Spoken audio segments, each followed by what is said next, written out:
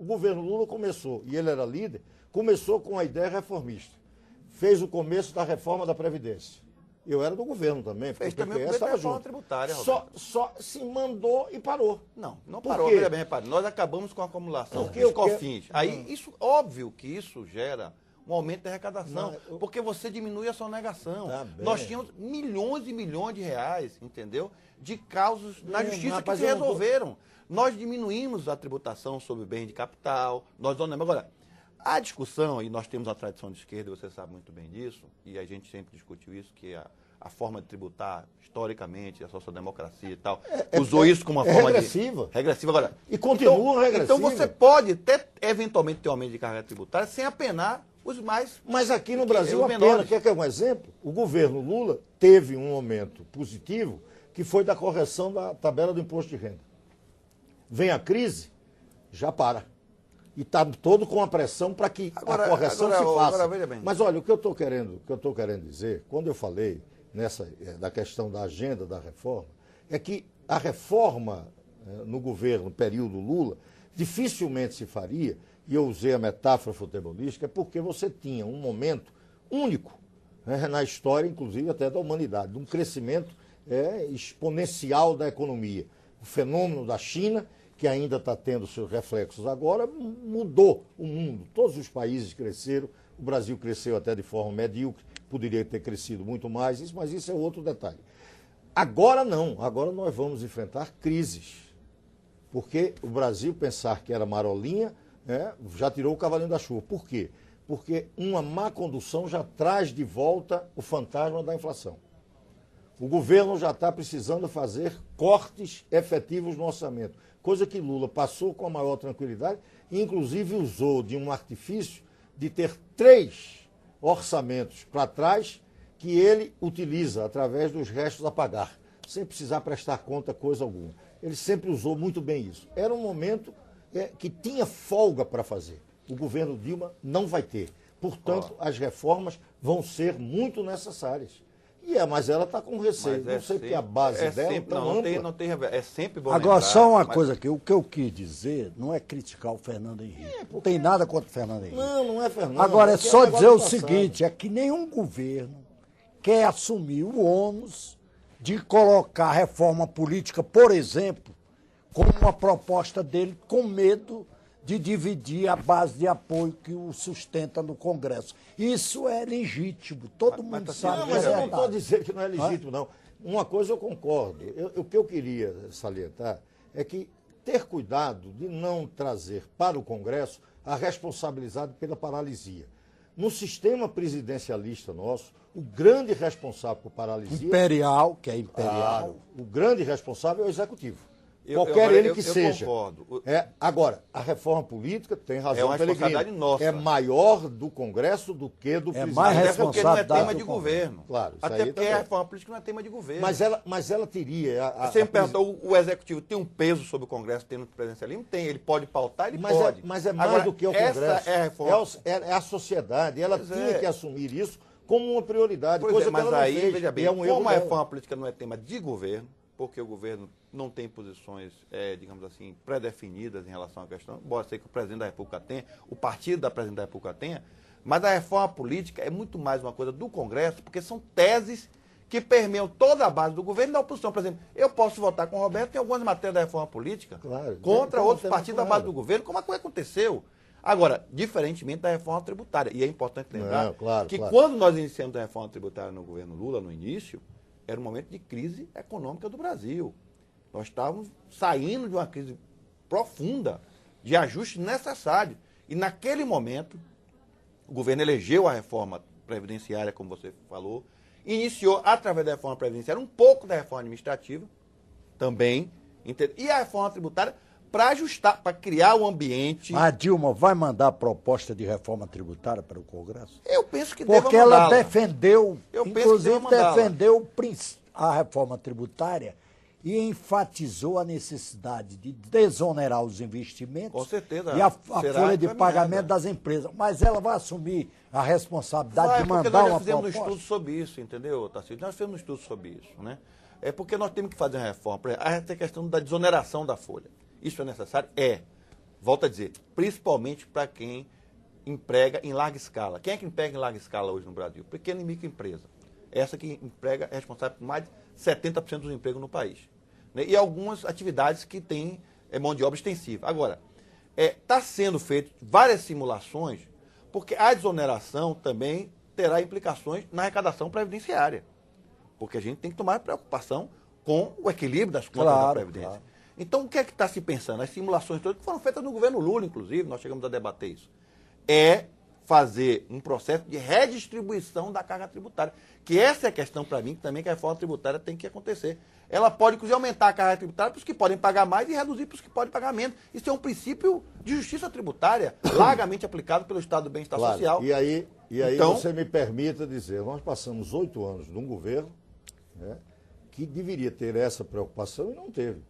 Nós temos, por exemplo, o imposto de renda no Brasil, é uma das cargas mais regressivas que existe no mundo. Não temos nenhuma progressividade. Né? Você cobra muito dos que ganham menos. Mas, Roberto... mas isso é socialmente injusto. Injusto, profundamente injusto. Na conta do governo, eu vou dar um exemplo concreto. Ora. Quando nós votamos a reforma tributária, você estava nesse congresso, estava no plenário. Hoje, o imposto de transmissão intervivo é de 4%, certo? Nós propusemos... imposto de herança, intervivo é entre pessoas, certo?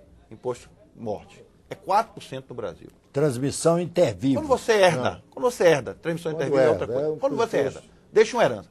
Na Europa, o imposto chega a 50%. Nos Estados Unidos também 50%. Por que Bill Gates... É uma forma de taxar o capital. Sabe o que Bill Gates e Rockefeller fazem em fundações? Para deixar sua fortuna para a fundação, para não entregar 50% para o Estado. Aí ele deixa a fortuna para a fundação toda, entendeu? E a fundação passa a administrar. Mas olha... Bom, aí nós propunhamos naquele momento aumentar de 4% para 16%. Fazer uma progressividade. Fomos derrotados no plenário. Claro, mas... Derrotados no plenário. Então, isso não é um problema só de governo. Mas não é... Não é um problema só de vontade de governo. É porque tem forças que atuam aqui também. Atuaram na reforma política, porque não tem interesse. Sim, mas tem olha, gente que quer que continue como estão as coisas. Eu tenho um governo... Mas a verdade é que o governo foge das então, nós tentamos estabelecer a primeira progressividade. A reforma do Estado, a reforma da Previdência. Aqui. Não adianta buscar exemplo dos Estados Unidos. Vamos ficar com a nossa realidade. Não estou mostrando, Roberto, não é 50% aqui é 4%, nós propomos para 16%, o plenário derrotou. Nós estamos a favor. Isto é irrelevante. Mas isto é irrelevante para uma regressividade criminosa que tem no Brasil e que não foi resolvida. Nós temos apenas 3 alíquotas de imposto de renda. Qualquer país tem uma progressividade. Nos Estados Unidos, claro, então, qualquer país, eu não quero nem pegar. Claro. E o que é que nós temos? Nós temos pouca progressividade e uma tremenda regressividade, que é a base exatamente dessa correção do imposto na fonte. No Brasil é considerado renda quem ganha 2.000 e poucos reais. É um imposto indireto, que é injusto. Sim, mas eu estou querendo mostrar uma discussão agora, que nós vamos apresentar um projeto para correção que vinha sendo feito de acordo com a inflação. Esse governo quer arrecadar mais, onerando o de menor renda no Brasil. Precisa ser dito isso. Então é concreto, tem que dizer, não vai buscar problema de grande fortuna, imposto de herança, tudo isso que ele está dizendo é verdade.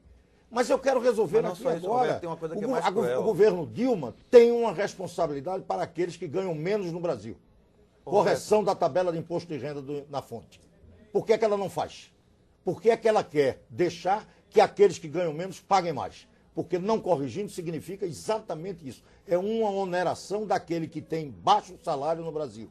E não muda a tabela do imposto de renda, as alíquotas da progressividade. Nisso Roberto, ela não mexe. Nós faremos a correção da tabela, como fizemos no governo Lula. Aí você fala negócio de Corifeu, mas no governo Fernando Henrique você fez pouco.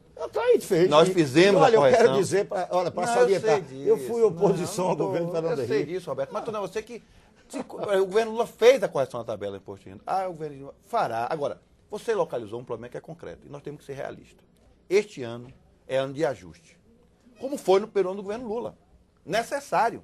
O ajuste do primeiro ano do governo Lula foi que criou a base, pavimentou o caminho para que o Brasil pudesse viver o momento que viveu até agora. O governo Dilma terá que fazer um ajuste esse ano, e esse ajuste é necessário.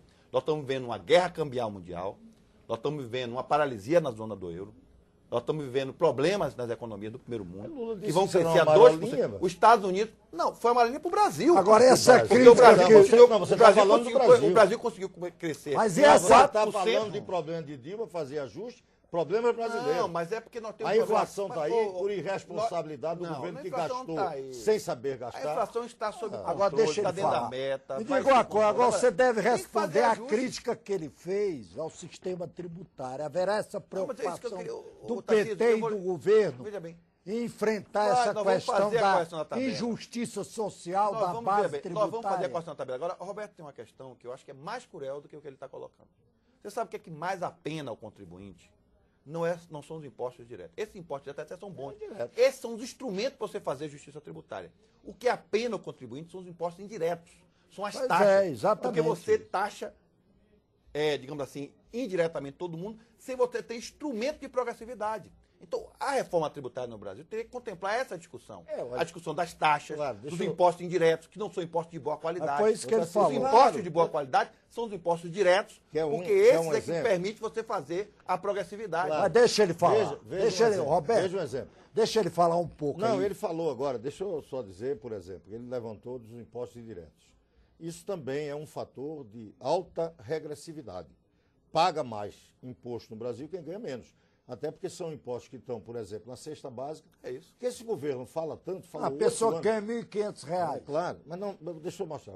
A alimentação Mas é diga-se de forte. passagem, cesta Não, básica mas é eu quero- problema dos governadores. Claro, SMS. mas se o governo É tivesse SMS. toda uma política. Não, ele fala de política social. SMS, são governadores. Ele fala de política social, evidentemente, de uma forma que seria muito mais benéfico para os que ganham menos, para a grande maioria da população, que tivéssemos uma política de desoneração dos alimentos, da chamada Isso cesta é o básica. ICMS, é governo do Estado. Mas sei, mas sabe quando é que teria? Uma reforma tributária, e eu lutei por isso na Constituinte, de criarmos aqui um imposto sobre valor agregado. É o IVA, eu falei, defendi Que é isso. exatamente tirar... Acabar a guerra. Acaba a guerra fiscal. Agora, quem não quer... Os governadores. Quem não quer acabar a guerra fiscal... Os governadores. Sim, Alguns governadores. Alguns governadores, governo São Paulo, federal. principalmente. Não, São Paulo até o contrário, porque a guerra fiscal é sempre feita contra São Paulo. Não, mas é quem se mais beneficia É quando sempre... entra na guerra fiscal. é São Paulo. não. Que é o Estado São que Paulo detém entra. Mas São Paulo é o 38% Estado que mais do se PIB. beneficia, Claro, porque é o eu Estado que tem sei. mais poderio. Agora deixa ele falar Olha, um pouco, você já agora, falou. Serra fez. Deixa ele responder sua crítica. Ele já disse. Porque Não o fez programa nada. é feito desse balanço. O governo dele não fez um nada. lado e Não, outro. eu discordo. Eu quero aqui O discordar. governo Deputado dele não Roberto. mudou nada disso. O governo Mudou. mudou. Eu vou O governo reconhecer. mudou muito. Eu vou reconhecer. Entendeu? Correção da tabela do Fizemos imposto coisa que de o governo renda. Fernandes não fez. Sim, lá vem Agora deixa ele responder, deputado Roberto o governo Freire. Lula, ô, Roberto, Deixa ele falar o governo também. Lula operou a maior distribuição de renda dos últimos 30 anos Não da é história verdade. desse país. Não Dos é últimos verdade. Não, isso é verdade. Você pode ver os dados estatísticos da participação do salário na Não renda é nacional. verdade. Depois de um processo Não é progressivo verdade. de Eu aumento tô da aqui querendo participação dizer que não do, é do verdade. capital financeiro sobre Não, a renda o nacional, Brasil- os salários passaram a ter uma participação maior na renda nacional. Não é verdade. Isso é Eu quero estatístico. dizer, não, eu Isso quero é dizer, estatístico. essa estatística, Isso é estatístico. Isso é ela estatístico. ela é O que i- sustenta o modelo imperfeita. econômico brasileiro é a distribuição de renda que foi operada Não é, no governo deixa eu- Lula. É isso que sustenta o governo. É um Pelegrino, salário mínimo que hoje Pelegrino. é o maior salário mínimo dos últimos 50 anos. Pelegrino, Só no eu- governo Lula teve um aumento de 61%. Eu quero dizer a você. Quando nós estávamos que aqui é no Congresso em imperfeito. 98, o nosso sonho é ter um salário mínimo de $100. E sobre essa Eu me lembro que eu crítica cheguei aqui em dele da 99, tabela assim, do o imposto de salário mínimo tem renda. $300. E sobre a Isso tabela não do imposto de significa renda, nada. você Não concorda? significa. Isso não significa. Isso é um Significa. grave equívoco tão Significa. imperfeito, por exemplo, e que Significa. eu quero dizer a você Significa. que não o salário mínimo houve... teve um aumento de 61% Agora em deixa 8 eu ver, anos. deixa eu ver, deixa eu é dizer. verdade isso? É imperfeita essa verdade ideia de isso? que houve distribuição e que a presença do salário nas contas brasileiras aumentou, a concentração de renda no Brasil aumentou no Não. governo Lula. Não aumentou. Aí me permite Aumentou. discordar. Os setores que ganham aluguéis, juros e Me permita lucros, dizer. esses setores do capital aumentaram a sua participação no produto nacional. Esse é um dado O importante. capital que tem- financeiro reduziu a participação Que na renda nacional. O salário aumentou a participação nacional. Isso é estatístico. Não é. Houve uma distribuição na base da pirâmide. As classes Ó, nosso C, tempo está D e E esgotado. Essa tiveram... Nós Você houve uma colocamos diminuição do 40 salário. milhões de pessoas no mercado que não existiam. Que é isso? Ô, Roberto. Nosso tempo está esgotado, infelizmente. Queria aqui agradecer a presença dos deputados. Mas Roberto essa é uma boa Freire, discussão, e tem mais. do Vamos fazer PPS uma de discussão São Paulo. do governo Dilma, porque o governo Lula E o Dilma já deputado passou, Nelson e do Pellegrino, Fernando Henrique, mais ainda. Você mesmo que disse do que o governo PT da tinha Bahia. continuidade. Muito obrigado pela audiência e até o próximo Brasil em Debate.